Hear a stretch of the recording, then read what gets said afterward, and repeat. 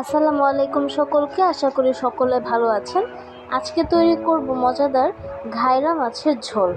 ঝোলটি বানানোর জন্য প্রথমে এখানে আমি একটা ঘাইরা মাছের মধ্যে হলুদ গুঁড়া, মরিচের গুঁড়া, ধনিয়ার গুঁড়া এবং স্বাদ মতো লবণ দিয়ে ম্যারিনেট করে রাখবো।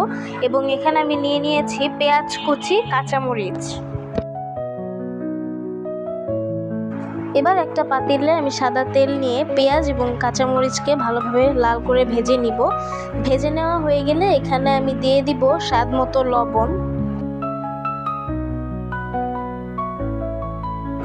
এবার আমি দিয়ে দিব রসুন বাটা এবং আদা বাটা।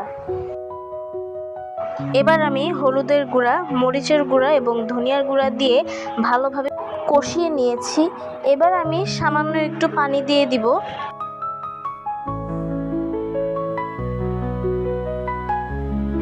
কষানো হয়ে গেলে এবার আমি একটা উনুনের সাহায্যে পেঁয়াজগুলোকে আধা ভাঙা করে নিব।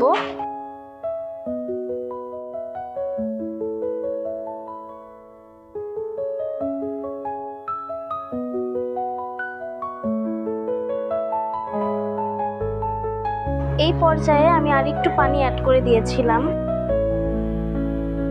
এবার আমি আগে থেকে ম্যারিনেট করে রাখা মাছগুলোকে দিয়ে দিব।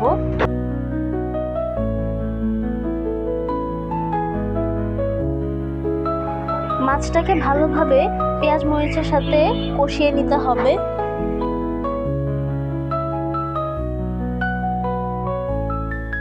কষিয়ে নেওয়া হয়ে গেলে ঢাকনা দিয়ে ঢেকে রাখবো এবং রান্নার শেষ পর্যায়ে এসে সামান্য একটু জিরার গুঁড়া দিয়ে দিব। তৈরি হয়ে গেল আমাদের মজাদার ঘাইরা মাছের ঝোল। আশা করি আজকের ভিডিওটি আপনাদের ভালো লেগেছে। ভালো লেগে থাকলে অবশ্যই লাইক, শেয়ার, কমেন্ট এবং সাবস্ক্রাইব করতে ভুলবেন না।